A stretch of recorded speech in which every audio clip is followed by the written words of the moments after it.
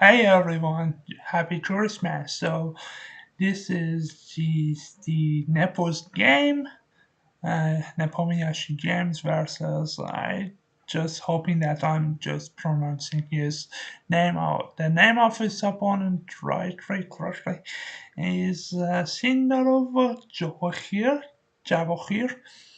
Okay, but the Javokhir I just say. So Javokhir is playing with white pieces and Nepo with black. So we will have the game. Please don't forget to give the thumbs up and just write this video and please make sure that you have subbed to the channel and please also comment on this video. So let's jump in the game and see what happened in this game. We have e4 c5, so Nepo is just playing with black pieces here. E4 c5, knight f3, Sicilian d6, and here d4 and knight takes, and after knight to f6, knight to c3, defending this pawn. We have a6, the Najdorf defense, and after so it just Javokhir just goes for the bishop to d3, and Nepo decides to go e5, attacking the knight on d4. So after knight e2, we see knight to c6, and after castles, bishop to e6, f4, e takes on f4, so knight takes on f4, we see knight to e5, everything here is just opening and normal, nothing wrong about this.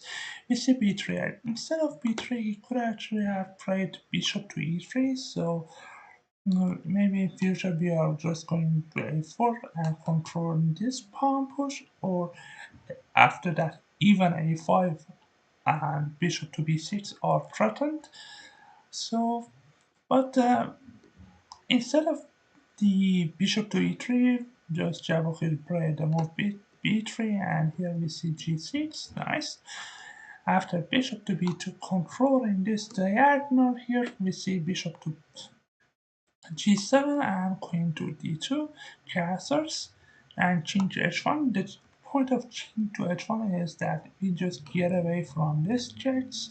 So after rook to c8, we see rook a to d1 attack. So every time that this bishop just will just get removed from gets away from this fight, the pawn on d6 is on the serious danger. So we see knight to knights after g4, and after the move h3. H3 was kind of very dubious for me, and it was better to go queen to e1. The actual black threat is just to take on h2 in this position. For example, if you play something like this ridiculous move, then the king takes on h2, we have queen h2, queen h4 check, and after here we have this knight to g4, so this is just going to be serious problem. If you play knight to h3 to just practice, but we have bishop to d4 check after king to h2, we see just this. If you take, then here comes another nice sacrifice from Yan. Queen takes leads to just queen to g3, and this would be just mate, okay? So why wasn't queen to g3 possible here? Because of this very, and as queen to f4, so we're just guarding the h2 score. So that's why the queen deflection from f4 was possible. It was actually important. But here we see, as I just told you, h3, and here queen to h4. And anyway, Jan plays the nice queen to h4, very nice. And here the black card is again queen to h3 and just made, so we have this knight cd5, another blunder, and now here, as I just told you, queen to g3 comes. Nepomniachtchi Jan just doesn't care about this for because he wants mate. Okay, so we have h takes on g3, knight surely not captures on g4, And after knight to e7, king to h8, we have seen bishop takes on g7, king takes on g7, and here we see knight to h4, just and here we have to see g takes on h5, and after queen to g5 check, king to h8, we see this was not possible because this is just this. Okay, knight takes on f6 is on the queen takes on h5, so he has defended mate and has nice threats. So Nepo should just play very accurately and precisely himself to not just get mated by white, okay, himself, because e5 is coming and queen takes on h7 is serious threat. We see knight to e3, nice move, and Nepo is just trying to mate white by Javokhir by playing queen takes on g2. We see rook g1 defending, but a better move just was to queen trade, and but after this kind of queen trades, black is much better, and actually we can score like this to just this files under control.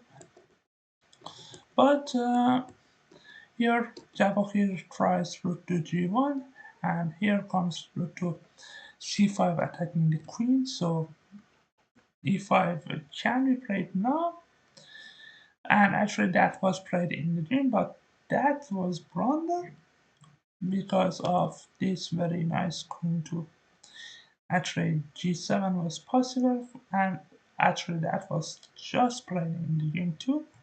So we are just defending this mate, and after rook to e1 hitting knight, we go just rook takes on e5. So we are just attacking the queen, and we are also defending our knight on e3. After queen to h4, rook to e8 from Nepo, we see rook takes on e3, rook takes on e3, and here rook to f1, and rook to e5 from Nepo, and here Javokhir goes for another blunder, rook to f2, and we see nice move rook to g5 from Nepo, so he's just pressuring this, and he's also trying to take the knight on the e7 because he has practice protection by playing rook to g5. Um, and actually at this moment the game was over, and Javokhir, his opponent, decided to resign because he has no moves for his knight to go, and actually rotates on takes e7 is just a serious threat for him and nothing to do about it. So this was kind of quick analysis from this game. I hope you enjoyed this.